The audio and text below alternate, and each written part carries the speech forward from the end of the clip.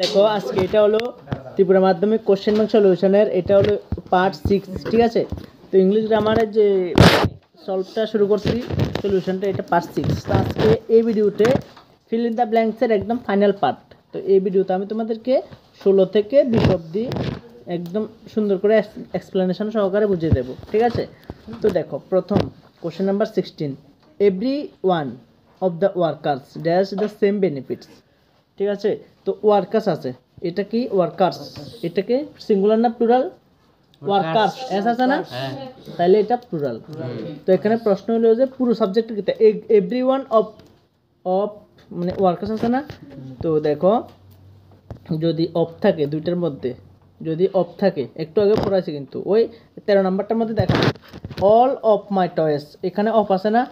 তো এখানে পরেরটা দেখে আমরা ভার্ব কইতাম না, কিন্তু এখানে অফ আছে না, অপের আগে যদি অল থাকতো, অল আছে দেখে প্লুরাল করছি। যদি এখানে অপের আগে যদি ওয়ান থাকতো তাহলে সিঙ্গুলার হয়ে যেত, বুঝছি তো। তো দেখো, তো যেমন এই 13 নাম্বারটার মধ্যে অফ আছে না, তো অপের আগে অল দেখে আমরা প্লুরাল ধরে নিছি, এটা ওয়ান থাকলে সিঙ্গুলার ধরতাম। তো তার মানে এরকম যদি থাকে, তো যেমন আবার আরও একটা দেখায়, যেমন A P A I R a pair of, a pair of S O E S shoes, ঠিক আছে। S S O E S shoes না, তো শোস এটা প্লুরাল, ঠিক আছে। কিন্তু অফ দেখা অফের আগে এ পেয়ার একটা এক জোড়া না, সিঙ্গুলার না, তাহলে অফের আগে মানে সাবজেক্টের মধ্যে যদি এরকম অফ থাকে, অফের আগেরটা দেখে আমরা ভার্ব সিদ্ধান্ত নেব, বুঝছি তো। তো দেখো এখানে question number 16, every one of the workers, ঠিক আছে। অফ আছে না, তাহলে দ্য ওয়ার্কার্স এটা দেখে আমরা ভার্ব লিখতাম না। অফের আগে কিটা এভরি ওয়ান আছে না, এটা দেখে আমরা ভার্ব লিখুম। তো আমরা জানি যে everyone, anyone, no one, no, এগুলি থাকলে ভার্বটা সিঙ্গুলার হয়, বুঝছি তো। ইচ, এভরি, আইদার, নাইদার, তারপর এভরি ওয়ান, না না ওই নিয়ম না, everyone, anyone, someone, no, anything, এগুলি থাকলে আমরা কি ধরে নেব, সিঙ্গুলার সাবজেক্ট ধরে নেব। তো সিঙ্গুলার সাবজেক্ট হলে ভার্বটা কি হবে, সিঙ্গুলার হতে হবে। তাহলে এভরিওয়ান আছে, এটা সিঙ্গুলার ধরছি না, তাহলে ভার্বটা কি হবে, সিঙ্গুলার হবে। তাহলে দাঁড়ো এখন কেউ কইও না, এখানে রিসিভ হবো না রিসিভস হবো, কেউ কইও না কিন্তু। তাহলে ড্যাশ দ্য সেম বেনিফিট, তাহলে এখানে মানে এভরিওয়ান এটা সিঙ্গুলার না, তাহলে ভার্বটা কি হবে, সিঙ্গুলার হবে। তাহলে এখানে রিসিভ আর রিসিভসের মধ্যে সিঙ্গুলার কোনটা, আমি জিজ্ঞাসা, আমি একজন জিগামু একজন কইও না, ঠিক আছে। আচ্ছা ওই দেখো এখানে একটা জিনিস বুঝাই, মানে এই জিনিসটা বুঝা, এখানে এস বাই এস থেকে একটা জিনিস বোঝানোর ব্যাপার আছে। দেখো নাউন আছে না, এই নাউনের সাথে আমরা যদি এস বা ইয়ে যুক্ত করি সেটা হয়ে যাবে হচ্ছে প্লুরাল। কিন্তু ভার্বের সাথে যদি আমরা এস অথবা ইয়ে যুক্ত করি সেটা হয়ে যাবে সিঙ্গুলার, বুঝছো তো। যেমন নাউনের একটা উদাহরণ আমরা যদি দিই, যেমন বয়, বিও ওয়াই, বয় না, এটা এখন আছে সিঙ্গুলার, কিন্তু নাউন এটার সাথে যখন আমরা এস যুক্ত করুম তাহলে বয় এসে যাবে না, সেটা হয়ে যাবে প্লুরাল। কিন্তু ভার্বের সাথে যদি, যেমন ভার্ব যেমন আছে গো, এটার সাথে যদি আমরা ইয়ে যুক্ত করি তখন হয়ে যাব এটা সিঙ্গুলার, বুঝছো তো। ভার্বের সাথে একটা উল্টা আর কি, ঠিক আছে।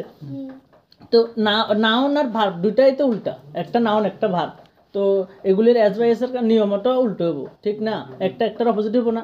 এই জন্য বয় নাউনের সাথে এস বাই যুক্ত করলে প্লুরাল, আর ভার্বের সাথে এস বাই যুক্ত করলে সিঙ্গুলার, ক্লিয়ার তো। তাহলে এখানে তার মানে ভার্বের ক্ষেত্রে যত এস বাই দেখুন সব ডিরে সিঙ্গুলার ধরুন, সিঙ্গুলার মানে একজন ধরুন আর কি, বুঝছো তো। তাহলে এখানে এভরিওয়ান সিঙ্গুলার ধরছি না, তাহলে এখানে ভার্বের সাথে এস বাই যেটা থাকবো এটারে লিখুম, তাহলে এটা সিঙ্গুলার হবো না। তাহলে রিসিভস 2 নাম্বারটার মধ্যে এস বাই এস আছে, এটারে সিঙ্গুলার ধরুন, বুঝছো না। Everyone of the workers receives the same benefit, clear তো। এবার কোশ্চেন নাম্বার 17, ঠিক আছে। কোশ্চেন নাম্বার 17 দেখো, দিস বক্স অফ টয়েস, এখানে আবার অফ আছে, দেখো এখানে আবার অফ আছে না, তাহলে দেখো অফ আছে না, তো টয়েস আছে, টয়েস এটা প্লুরাল না, কিন্তু এর আগে অফ আছে না, তো অফের আগে কি দিস বক্স না, তো এখানে দিস আছে, টিএস আইএস দিস। আমরা জানি ডেমনস্ট্রেটিভ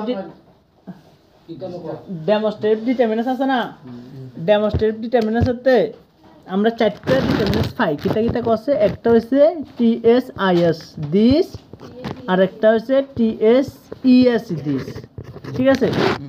তো আরেকটা TS এত দ্যাট, আরেকটা TSOS দোস, ঠিক আছে। তাহলে কাছে একটা বুঝালে TSIS দিস লিখুন, তাহলে দিস ইজ এ পেন, ঠিক আছে। দূরে একটা বুঝালে দ্যাট লিখুন, দ্যাট ইজ এ পেন, ওইটা একটা কলম। তাহলে TSIS দিস আর TSIS দ্যাট দুটোটা হচ্ছে সিঙ্গুলার।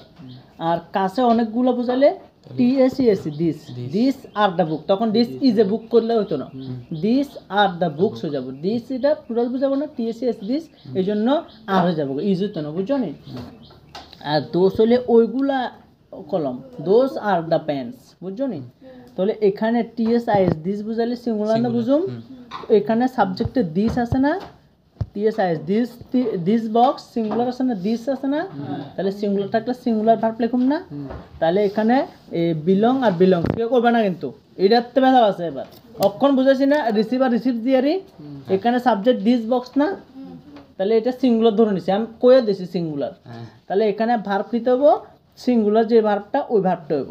এখানে বিলং করবো না বিলংস হবো, সবাই খাতাতে লেখো, মুখে কইলে শুনে যাবো, কই মানে একজন শুনে যাবা অক্ষণ। কিন্তু এবার কিন্তু ইয়ের তো যদি ভুল করো বেদাল হয়ে যাবে। তো সবাই লেখো উত্তর, বিলং করবো না বিলংস হবো। এনে কজন 20 জন আছে না 20 জন লেখো। হ্যাঁ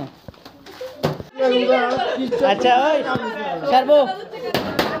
এবার কোশ্চেন নাম্বার 18 দেখো, কোশ্চেন নাম্বার 18। হ্যাঁ আচ্ছা, 17 নম্বর উত্তরটা কই, this box of toys dash to Anindita, তাহলে বিলংস হবো। হ্যাঁ এস বাই এস হবো না, বিলংস।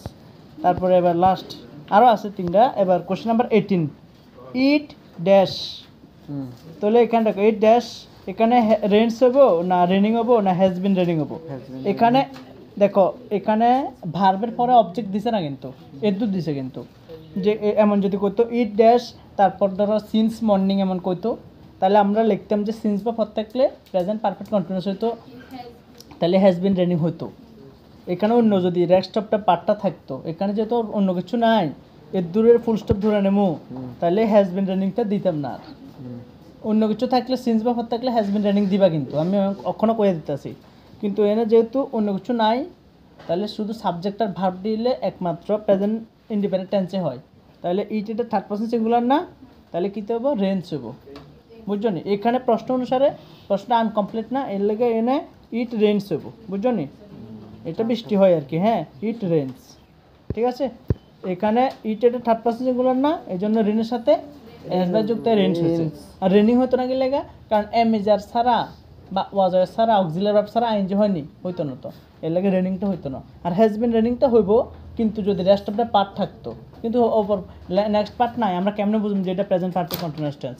সিন্স বা পদ দেখেই তো আমরা কই যে প্রেজেন্ট পারফেক্ট টেন্স বা পাস্ট পারফেক্ট টেন্স, এরকম আর কি, পাস্ট পারফেক্ট কন্টিনিউয়াস টেন্স এগুলি, বুঝছো নি। এখানে সিন্স বা পরের এমন তো কিছু নাই, এই জন্য প্রেজেন্ট ইন্ডিপেন্ডেন্ট ধরে নেবো, এখানে রেঞ্জ হবো। হ্যাঁ ইট রেঞ্জ। তারপরে question number 19, so we had to dash postponing, ঠিক আছে। দেখো একটা জিনিস মনে রাখবা, প্রিপোজিশন টু এর পরে সবসময় V1 হবো। কী বলছি, প্রিপোজিশন টু এর পরে এই পৃথিবীতে সবসময় V1 ভার্ব হবো, 2 এর পরে V1 হবো। তাহলে এখানে হ্যাড টু আছে না, তো আমরা জানি হ্যাভ এস হেডের পরে V3 হয় না, তো এখানে হেড আছে না, V3 হইবের কথা, ঠিক আছে, মানে পোস্টপন্ড হইবের কথা প্রথমটা। কিন্তু এখানে টু হেডের পর আবার 2 আছে না, তো 2 এর পরটা আবার V1 হয়, তো এই জায়গা এর লাগা পোস্টপোন হবো, 2 নাম্বারটা হবো। হ্যাঁ 2 নাম্বারটা হবো, কোন পোস্টপোন হবো, বুঝছো নি। পয়েন্ট আছে তো। এবার আজকের ভিডিওর কোশ্চেন নাম্বার লাস্ট মানে শেষ পার্টটা, উই ড্যাশ আপসেট করতে পারে, উই আর আমরা হ্যাপি, উই আর হ্যাপি, আমরা সবাই স্যাড, উই আর স্যাড, আমরা সবাই আপসেট, উই আর অ্যাপসেট, ঠিক আছে। তো তাহলে এখানে উই আর অ্যাপসেট, এখানে উইটা প্লুরাল না, তাহলে এর লাগে আর হবো, বুঝছো নি, আর হবো। হ্যাঁ উই আর আপসেট, কারা দেখো রে আর হবো, বুঝছো নি, উই আর আপসেট, ঠিক আছে। এটার মধ্যে ফিল ইন দ্য ব্ল্যাঙ্ক শেষ করছি গ্রামারটা। তো ইউটিউবে যারা দেখছো আমার ভিডিওগুলো এতদিন, তো যদি ভালো লাগে অবশ্যই কমেন্ট করবা। আর ক্লাস 11-এ যদি ইংলিশটা পড়তে চাও তাহলে কমেন্ট করে জানাবা, ঠিক আছে? 9612261677 এই নাম্বারে যোগাযোগ করবা, ঠিক আছে? So tata.